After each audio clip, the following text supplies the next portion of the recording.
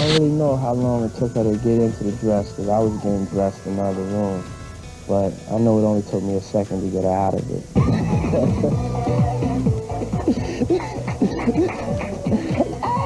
The FBI just revealed that J-Lo is trying to flee the country after Natana Rubin finally started speaking out about the night J-Lo and Puff allegedly shot her, and you are not going to believe what she had to say. It was an act of faith and an act of love for a friend that was repaid to me. I took that act of love that was repaid, went and bought a pair of boots, and those boots saved my life. I put those boots back. I went and put those boots on, which had a heel on them, went down to the car, we went off to the club. Diddy and J-Lo go way back, and with Diddy now being arrested on sexual abuse charges, everyone has been looking at what J-Lo has to say about the situation.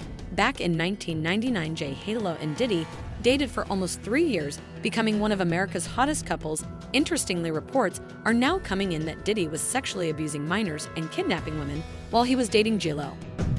As alleged in the indictment, to carry out this conduct, Sean Combs led and participated in a racketeering conspiracy that used the business empire he controlled to carry out criminal activity, including trafficking, forced labor, kidnapping, arson, bribery, and the obstruction of justice.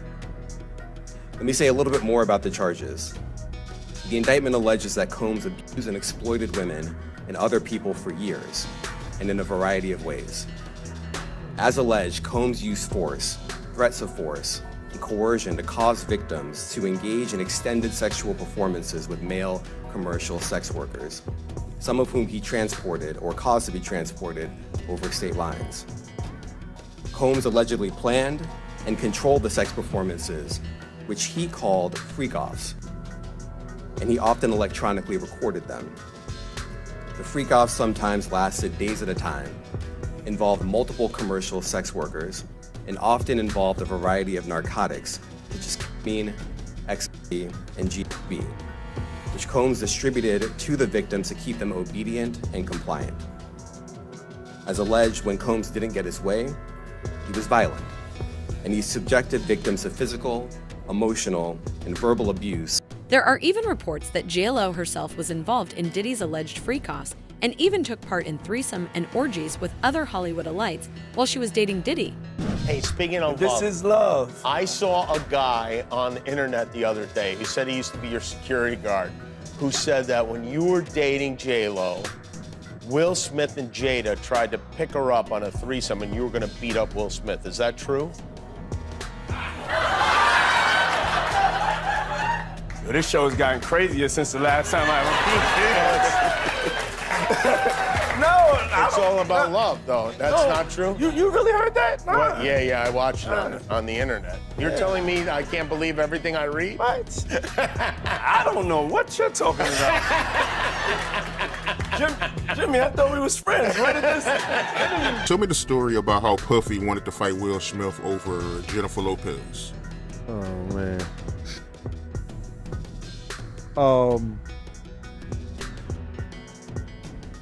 We were at a birthday party that I think either Matt Damien was giving for Ben Affleck. It was just a little gathering. It was at the Four Seasons. Will Smith and his sister and her husband, we were all sitting on this side of the room. Matt Damien, Ben Affleck, Jennifer Lopez, Puff, Will Smith, and Jada, and it was sitting on the other side of the room. So I know Puff so well that he stood up. When he stood up, he walked and did his arm some kind of way, like, and then he was like this, you know, like, 'cause I went over towards him. I know to go over there towards him. So I go over towards him, and he said to me, he said, yo, I think Will and Jada is trying to scoop up Jennifer. I want you to stay close, because I'm a snuffle.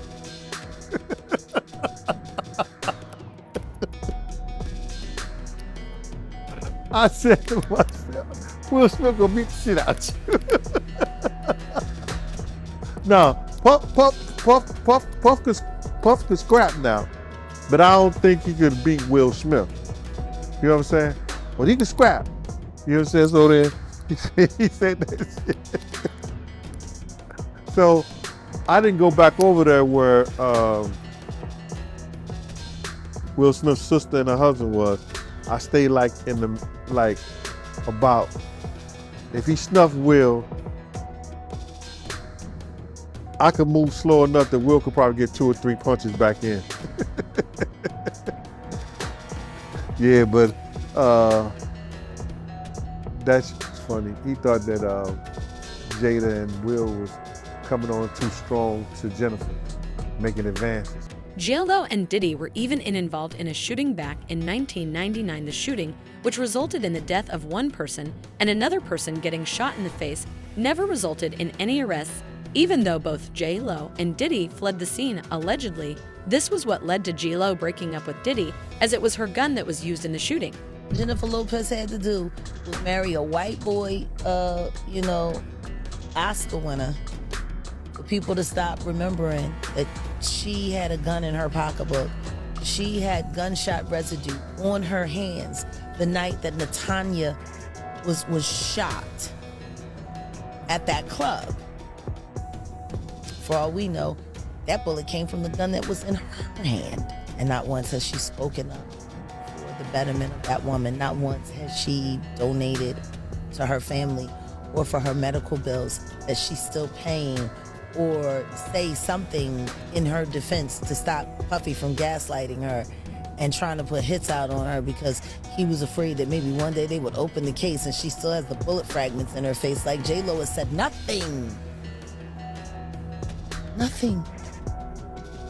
You really thought that just running off and marrying Ben Affleck was going to take you out of the Diddy downfall?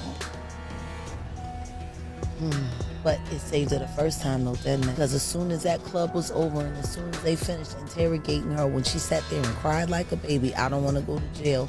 I don't want to go to jail. Benny Medina put her with that drunk white boy until she ran him off. Like, there are people sitting here screaming out at the toll that the atrocities that Sean Combs has done to their lives, and you're trying to avoid your part in the story or the fact that you never spoke up. You know, you want to tell people on the low and put it out there that the movie was enough, was about you getting away from Puffy, but you didn't think about the trail of girls that you left behind. What happens to Cassie if J-Lo had said something to Diddler back then? Would Cassie have ever been a victim? Answer me that. Because that situation happened in the late 90s. That situation happened before Aaliyah passed away, and Aaliyah passed away in 2001. He didn't get with Cassie until 2009, 15 years after he was with Jennifer. And she had to come forward about the abuse that she suffered in a relationship with Sean Combs. Cassie would never have gone through what she's gone through. J-Lo being a stand bitch is Cassie not getting punted in a fucking hallway. J.Lo never spoke out about any of the abuse that Diddy was involved in, and it was because of J.Lo's enabling behavior that Diddy was able to continue for so long. Recently, footage from 2016 showing Diddy beating his then-girlfriend Cassie has also come up, which shows Diddy beating her up and dragging her into his room. New surveillance footage obtained exclusively by CNN appears to corroborate some of the allegations of abuse against music mogul Sean Diddy Combs. The video, captured on multiple cameras, shows Combs wearing only a towel, assaulting his then-girlfriend, Cassie Ventura, in a hallway at a Los Angeles hotel in March 2016. A lawsuit filed by Ventura in November last year and settled the next day referenced actions that seem to match those seen in this video. There is no audio. According to the complaint, Combs became extremely intoxicated and punched Miss Ventura in the face, giving her a black eye, which, according to the lawsuit, prompted Ventura to try and leave the hotel room. This footage just shows how much J.Lo's neglect has affected Diddy's future girlfriends. After the footage came out, Diddy had to come out and apologize if J.Lo had stepped up back in 2001. So many women could have been saved, and no one would have had to lose their lives. I hit rock bottom. but I make no excuses. My behavior on that video is inexcusable. I take full responsibility for my actions in that video. I mean, I hit rock bottom, but I make no excuses. My behavior on that video is inexcusable. I take full responsibility for my actions in that video. Another one of Diddy's former victims, Hannah Rubin, has also spoken out about abuse that she suffered at the hands of Diddy and mentioned specifically that J-Lo was involved and directly enabled his behavior. There's no doubt in my mind who shot him. You have said since really right after the shooting that it was P. Diddy who shot you. I was standing by the front door. I watched the entire thing out. I had no reason to believe that it would escalate to a shooting. It was just male machismo and bravado at first. A lot of pushing and shoving, raised voices, hands, but then I saw them reach in their waist and draw from their hip. And I knew. I instantly turned to my friends and told them, be careful, watch out. And when I turned back, I know, and I've said over and over, I've heard the voices that said, you are about to be calm down. And as I said no, I looked straight forward ahead and I watched the muzzle flash from both of their guns and I felt the impact to my face instantly. J-Lo testified at the grand jury, as did many other people. It needs to be reopened because if that is in fact the case, she carried the gun in and she lied to the grand jury. The most interesting part of Nathan's statement is that other people close to Diddy, like Lil Rod, have independently corroborated her statements. Too, according to both Nat and Lil Rod, everyone that was inside the club that night knew it was Diddy who pulled the pry trigger and J-Lo was the one who handed Diddy the gun. Pulled the trigger. But this is interesting, Natanya. Rodney Jones, also known as Lil Rod, is now suing Diddy for sexual harassment. That's something that's been in the headlines for the last couple of days. And there's a very interesting quote from his lawsuit that relates back to you that I want to read because it sort of ties all of this together. And it says, Jones claims in the lawsuit, Mr. Combs shared that he was responsible for the shooting in the nightclub in New York City with rapper Shine. He shared that artist and Mr. Combs' girlfriend at the time, Jennifer Lopez, AKA J-Lo, carried the gun into the club for him and passed him the gun after he got into an altercation with another individual. So now you have Lil Rod in this new lawsuit saying that Diddy told him that he actually was responsible. I mean, what did you think when you read that? Well, I was incensed for a number of reasons. First and foremost, for the past quarter of a century, he's vehemently denied that he was responsible, even though I knew wholeheartedly, and as so many others who were in the club that night, we all knew he was. Statements have also been released by sources close to J-Lo who say that J-Lo is extremely worried about the entire situation surrounding Diddy and doesn't want any of the drama to involve her. A source close to J-Lo said this J-Lo's team is currently on high alert as they anticipate some drama as more people revisit the shooting of Hannah Rubin. There were crisis talks this week to discuss how and if Jennifer should respond if the ongoing case triggers the past. Jennifer was present when the incident happened, and a lot of people in the industry are looking at her sideways. There are rumors that J-Lo's mom knew that Diddy was the wrong kind of person for her daughter to be with, and she wanted J-Lo to break up with Diddy. Gandil, Diddy's ex-bodyguard, even mentioned that J-Lo's mom hired private investigators to follow Diddy so she could save her daughter. Did you see any signs that Diddy and J-Lo was going to break up from your point of view? Did you see the writing on the wall?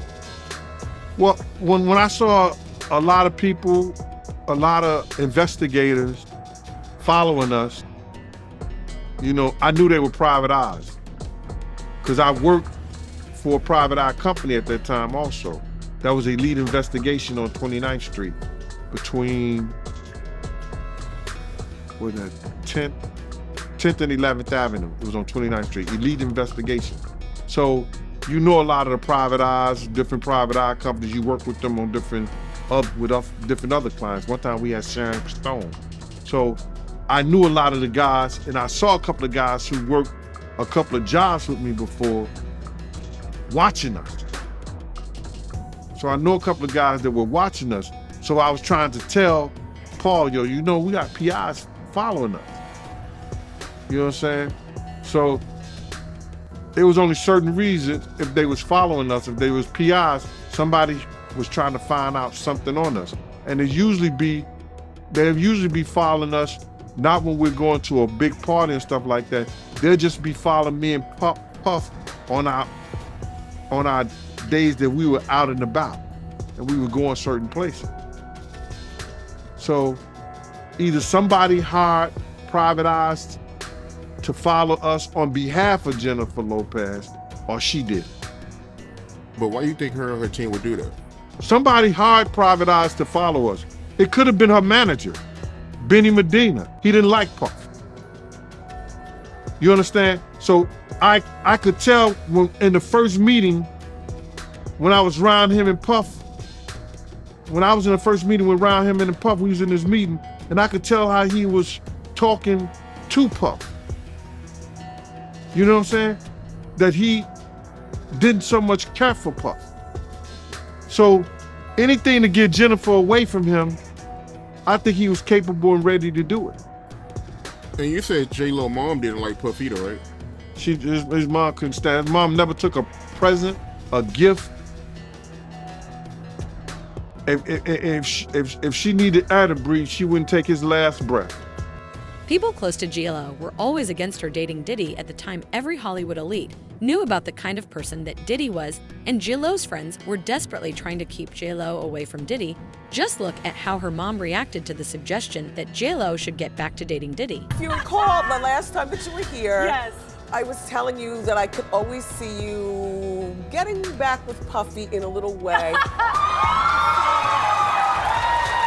I remember you said Yes. that. Yes. Or in my mind, Look at or in my mind, getting together permanently with well, first of Pitbull. all, wait, Pitbull, it's crazy. Everybody came alive. They all had something to say. Yeah, everybody has an opinion. Yes, it's funny to. How did so many people know that Diddy was bad news? Well, Diddy was exposing himself everywhere. Diddy thought he would never get caught and would openly speak out about how he was doing illegal things at his parties, and it was only a matter of time before he got arrested. Your parties are the hottest ticket around. They won't even give me a permit for the parties, man. They don't want me to throw the parties no more. But we ain't gonna stop. We gonna keep on having fun, bringing people together from all walks of life. You're gonna hear about my party. They're gonna be shutting them down. They're gonna probably be arresting me, doing all types of crazy things just because we wanna have a good time.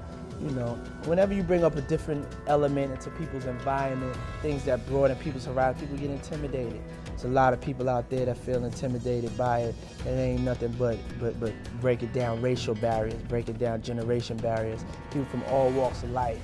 Ron Perlman talking to Jay-Z, Jay-Z talking to, you know what I'm saying? It just goes on and on, you know, it's just like people from all walks of life connecting and getting together. Yeah. Your parties are the hottest ticket in town. People dying to get into your party. How does that make you feel? I mean, it's cool. You know, it doesn't make me feel any way special. It doesn't make me feel like a bigger person. It just makes me feel like I know how to throw. Diddy even went as far as telling people on national TV that he was locking women in rooms and drugging them, but no one spoke up. Okay, now, we need alcohol. Right. Alcohols. Right. Not just one alcohol. Alcohols. Right. Just a different Plurals. blend. You need the Blends. ladies, you need the booze. You need some water.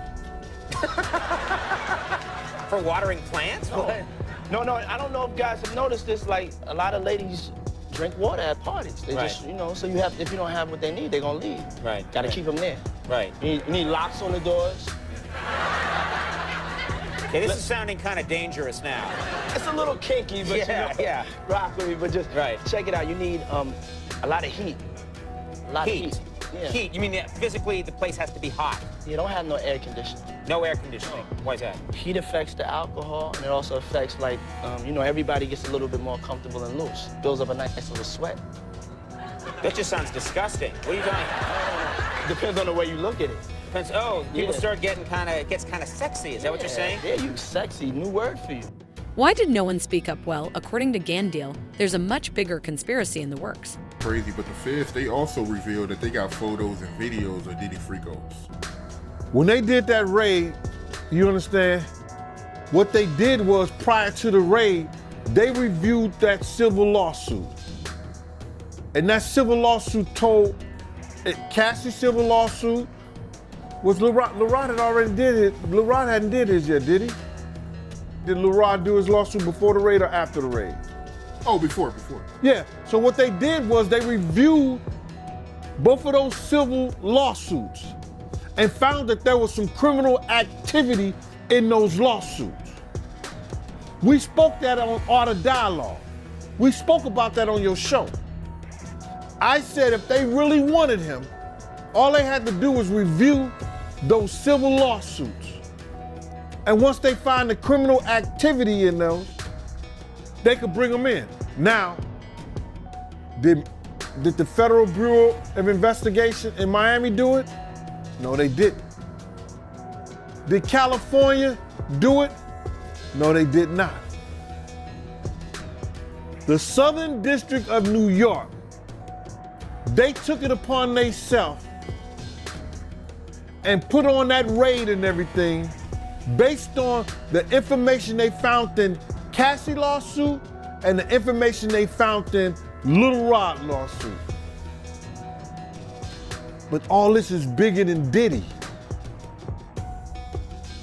It's bigger than Diddy, bro. Because you know who else they was doing investigation on during that whole time period? It was the mayor and the politicians in New York City. They turn around and give him the key to the city.